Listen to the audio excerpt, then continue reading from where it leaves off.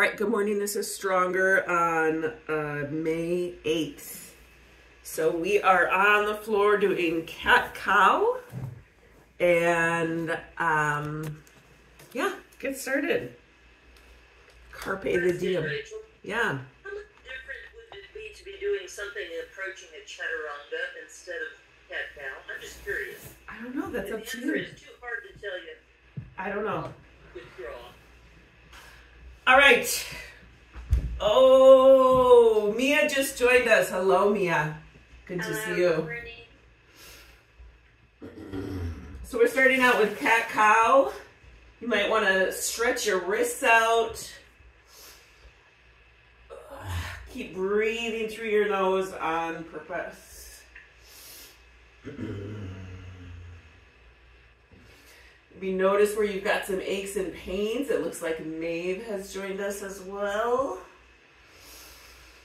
You know what, just because I feel like it this morning, we're going to go from low dog or child's pose and then come forward into up dog. And then back into child's pose. Forward into up dog. Back into child's pose. Move into up dog. And come back onto hands and knees. And we're going to start with the bird dog. So in bird dog, you're doing bilateral motion. You're keeping your core strong. So you're extending your left arm and right leg. Hold it up for a beat or so and bring it back down. And then do the other side, right arm and left leg. You are going slow enough so that gravity acts as your resistance. But if you want to bring sort of another mental resistance, you might imagine having a rubber band between your hand and your opposite knee that you're having to keep tight. Pull the belly button up towards your shoulder blades. Keep breathing through your nose on purpose.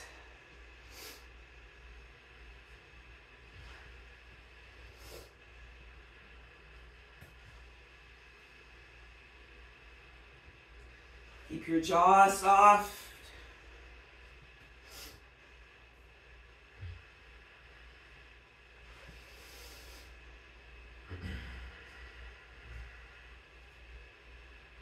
And let's hold this set up for 5, 4, 3, 2, 1. Bring it down. Take the other set up for 5, 4, 3, 2, 1. Bring it down. You're going to head onto your back.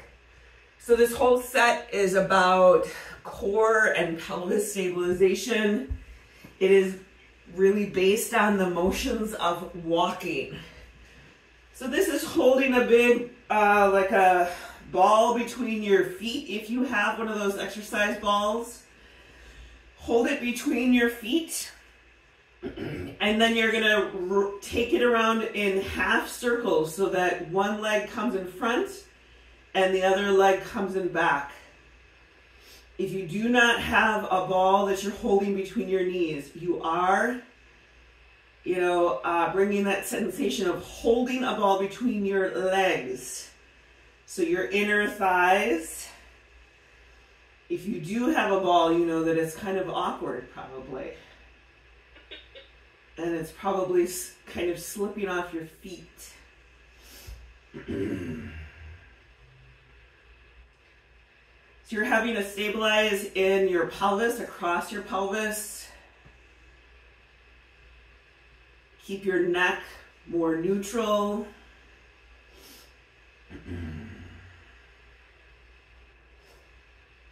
Rachel? Yeah. Is the hip socket sort of the focus or not? The hip socket? Yeah. Yeah, for sure. You're getting mobility and strength in your hip sockets, your inner thighs, the inside of your legs. Okay. So, oops. Sherry? Show you what I'm doing with my ball, but I can't figure it here. Can you see it? Not really. Oh, there, I see it. You're putting you're rolling it around your feet, right? It's like the feet are going in front of each other in line, but I can't tell if that's what you're doing. Yes, that is what you're doing. Okay. We're just going to do it for a couple more seconds because my legs are shaky a little bit. Always going slow so that it's added resistance. And let's stop that nonsense. Let's take our legs wide. Come into happy baby. Oh!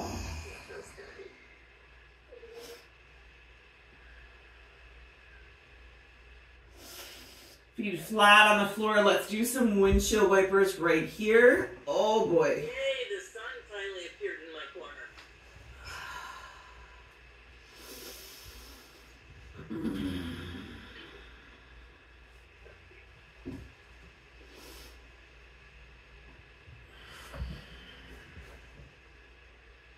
Okay, so now we're doing clamshell with resistance bands.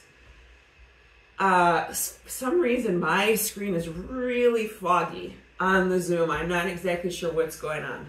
Oh, it's mine. I was thinking maybe that it was mine. No, it's me. So you can rest your head on your arm.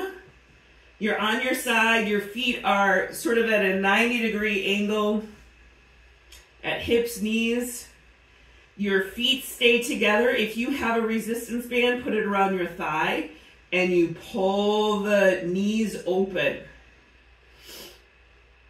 You don't have to go fast. You don't have to go high. But you're trying to get them open as much as you can.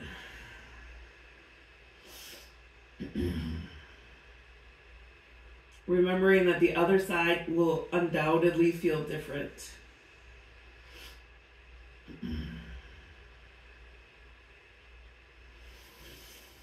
Keep breathing. Know that you're getting stronger. Thanks everybody for showing up. We want to be stronger. Yeah.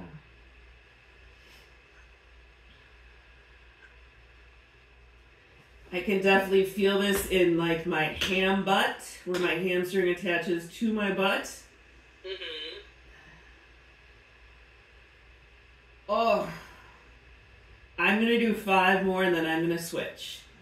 5, 4, 3, 2, 1. Oh. I have a paralyzed little butt cheek. Okay, so again, your hips are stacked on top of each other. Your knees are, you're not falling forward or falling back. And this leg is just, this hip is moving so much higher. Or I shouldn't talk so big. Now it's like, well, not really. I think Helen voted for the left leg all along. That's what I remember.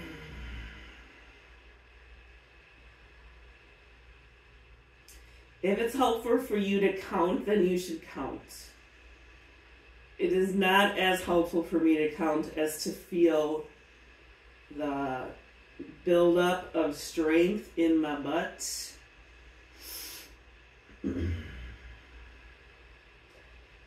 And when I can't do any more, then I do 5. 29.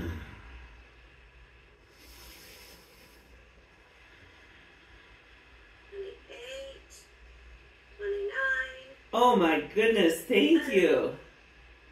Okay, let's do 5, 4, 3, 2, and 1. Oh, maybe give your hand butt a bang. Okay, so now let's just switch to the other side. This is the rotator the leg rotator, if you recall. So you're lying on your side, your hips are stacked on top of each other, so you're not leaning over or leaning back. Your leg, the top leg is extended above your body. You turn your leg down, you turn your leg up. So you're rotating that leg in the hip socket so the foot is facing down and then the foot is facing up. Sorry, I missed that because I had to chase the bunny. I'm on my side, yeah? You're on your side. The top leg is higher than your person.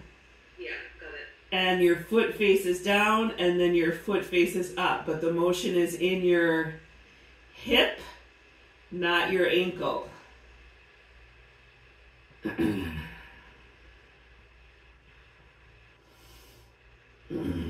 Try and have your neck not volunteer. Or at least my neck is a volunteer. I'm gonna already start counting. 5, 4, 3, 2, and 1. Oof, I'm going to the other side.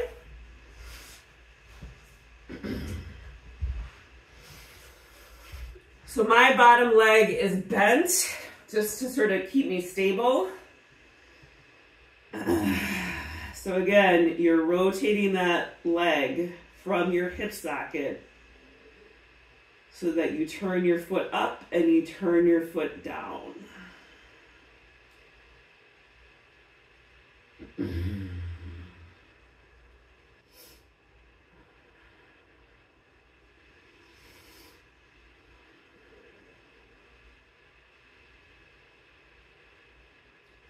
Keep breathing through your nose on purpose.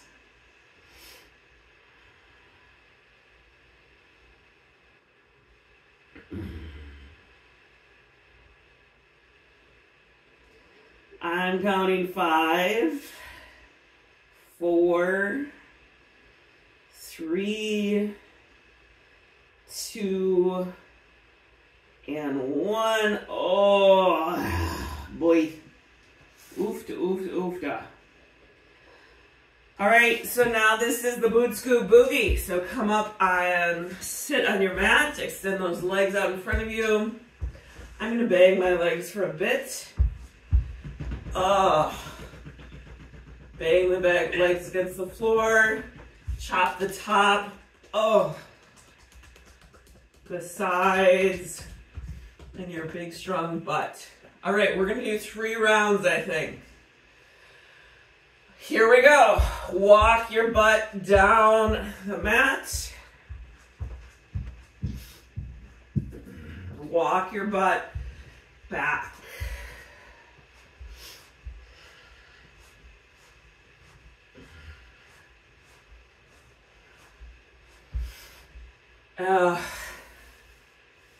Take a break between as needed.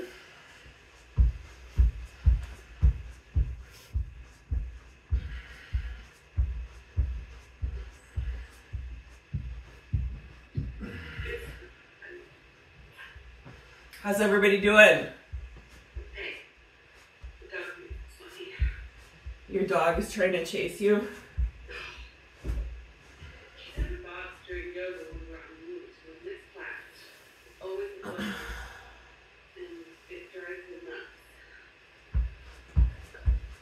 Okay, I'm on my last one.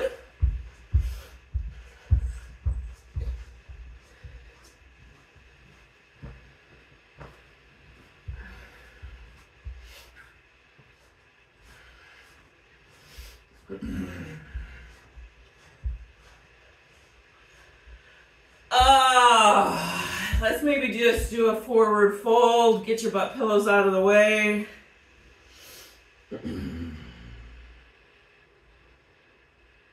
Roll yourself up, roll those shoulders back and down. Hands come behind.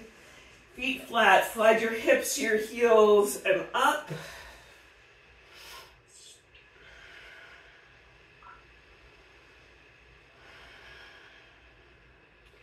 And bring your butt back to the floor. All right, so this is the leg sweep. This is one of those that I did wrong the first time I recorded. So you're on your side, lying on your arm or a pillow or whatever works. Your leg is straight. The bottom leg is bent. The top leg is straight. You keep it straight. You bring it slowly to the front and slowly to the back. Only so far back as you can keep your hips stacked. You don't want to roll forward or roll backwards. Your hip, or your leg is a little bit higher than your body. So you do have a little bit more gravity, but you're just kind of slowly bringing it back as far as you can without rolling and as far forward. Imagine that you have a cup of coffee on your ankle, the side of your ankle or your heel, not your heel, the side of your ankle. And that water is going to splash, or it's going to wobble, but it's not going to splash. Got it? Got it. But the leg stays straight and steady. Keep breathing through your nose on purpose.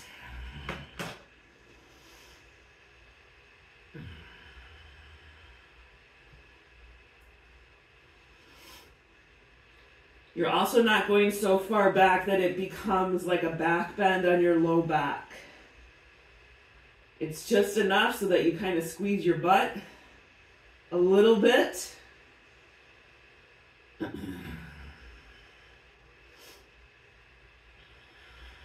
you have to tell me when we switch. This is the one I did. Oh, okay.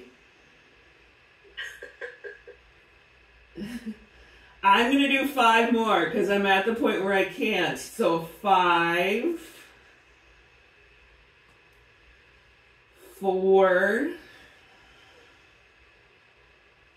3, 2, and 1. Mia, go to the other side. Okay, thank you. We don't want you to be lopsided. No. How many was that, Sherry? I think it was like 24 or 25. Okay.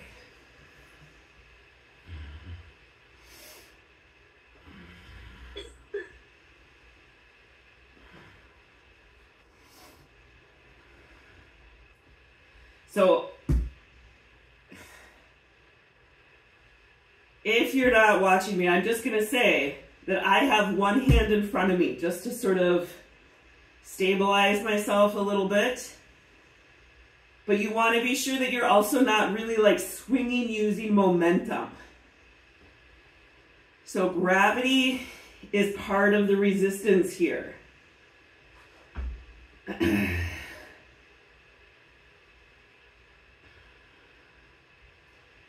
It is very tempting for me to not keep my leg up. I kind of like will let it go as low as possible. So be mindful of keeping that straight leg a little bit higher than your person.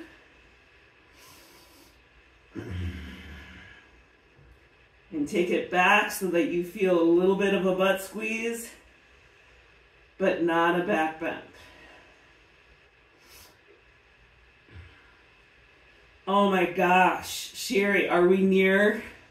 This is 20. Okay, then 5, 4, 3, 2, and 1. Oh, wow. Woo! Okay, sit up on your butt. I'm happy to report that we are doing this all on our back because of my sore foot. But my sore foot is so much better. Point and flex your feet. This is the pedaling. And if you had a resistance band, it would be even more. I don't have a resistance band, but it is still working my ankles, my shins, my calves, my feet. So you're flexing and pointing.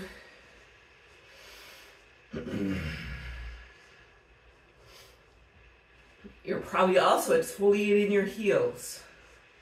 Who doesn't want that?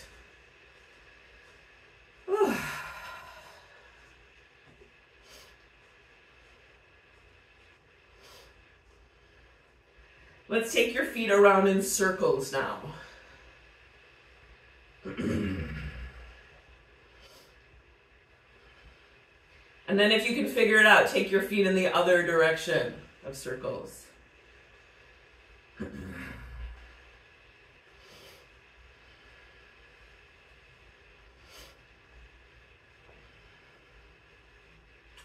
And then stop that nonsense. Okay, so we finish with the floating windshield wipers. I mean, this isn't really the end, but this is the last thing that I have written down, but there might be more because we have approximately 8 more minutes. All right, so you're on your back. Your legs are at a 90-degree angle, both angles. So hips to knees. Gently tether your belly button to the floor. My arms are out to the side. I'm kind of gripping the floor with my fingertips, noticing how dirty my floor is, so it's hard to get a good grip.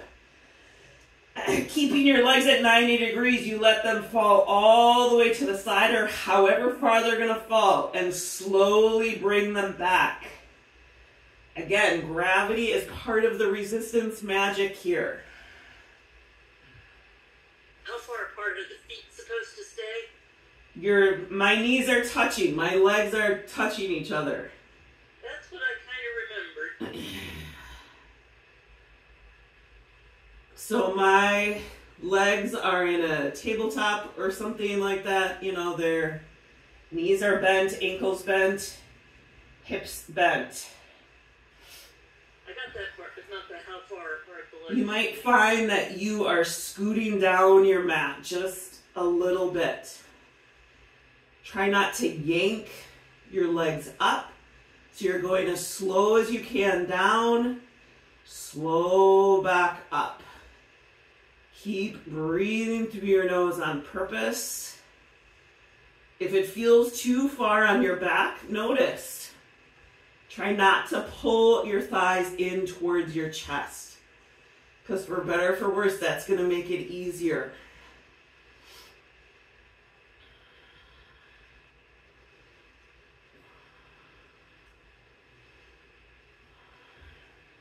Again, do not volunteer your neck.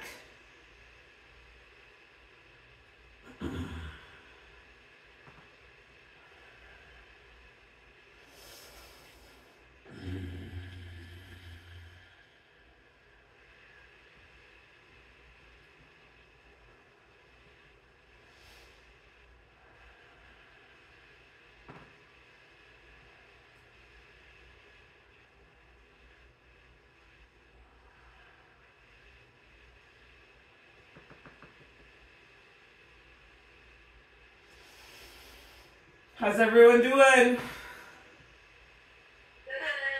Good. We're just going to do a couple more.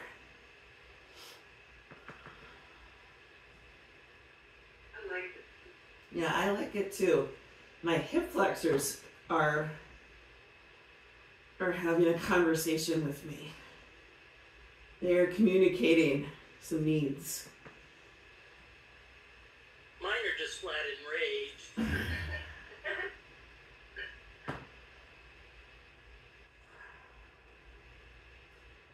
All right, let's do 2 more on each side. So here is the 1 and the 1. Here comes the 2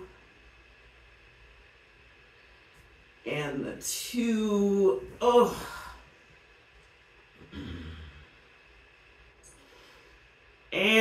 bring our feet to the floor. Adjust your clothes. My shirt is like all bunched up. So we're going to do bridge just to give those hip flexors another direction to move. So slowly pressing up and slowly pressing down. Always you can add a block between your knees. Add some weight to your hips or not. I have nothing this morning. I'm just going nice and slow. Remember, you don't have to go high and you do not have to go fast. You're engaging your butt, pulling those hip flexors open,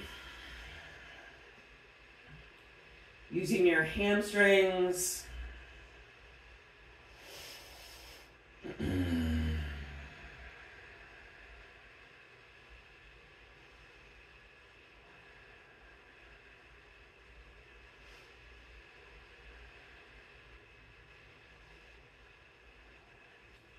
And let's hold this up. 10, 9, 8, 7, 6, 5, 4, 3, 2, 1. Give yourself a big, tight bear hug, rolling down. Maybe massage that space between your shoulder blades a little bit. Take a big bear hug from me with the other side up, with the other arm on top. Squeeze. Arms up to the side. Actually bring your knees into your chest, using your belly more than your neck. Bring your nose towards your knees. Draw your shoulders down. Bring your head back down. Big inhale, full body stretch. And then release all effort. Bend your knees, bringing your feet flat on the floor. Hands return to you. The meditation practice of the month is the practice of sthira and sukha. Sthira is that effort and stability. Sukha is that ease and softness, that mobility.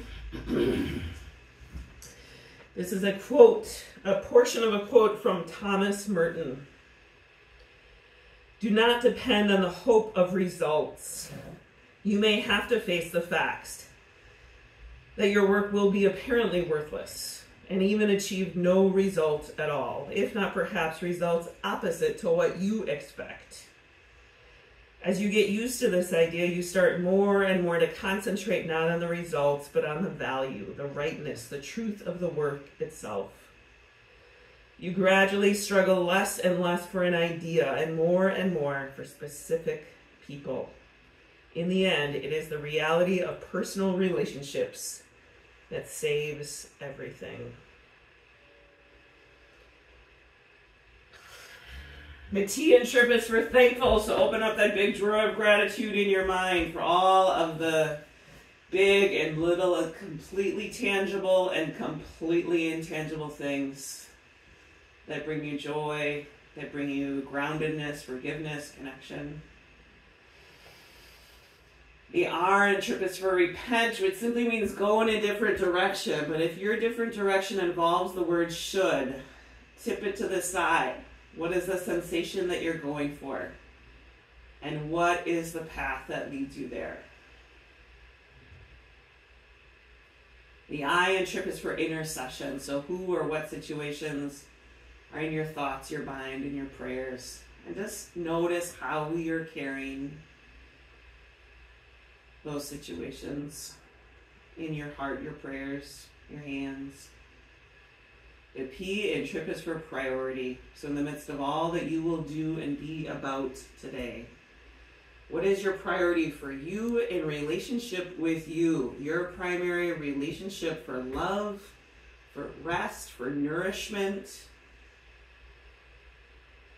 What is your priority for how you will show up? And with that, gently roll over to one side. Pick yourself up. Flex your muscles. Blow me a kiss. You just got stronger. You all have good day. Thanks for teaching, Mia.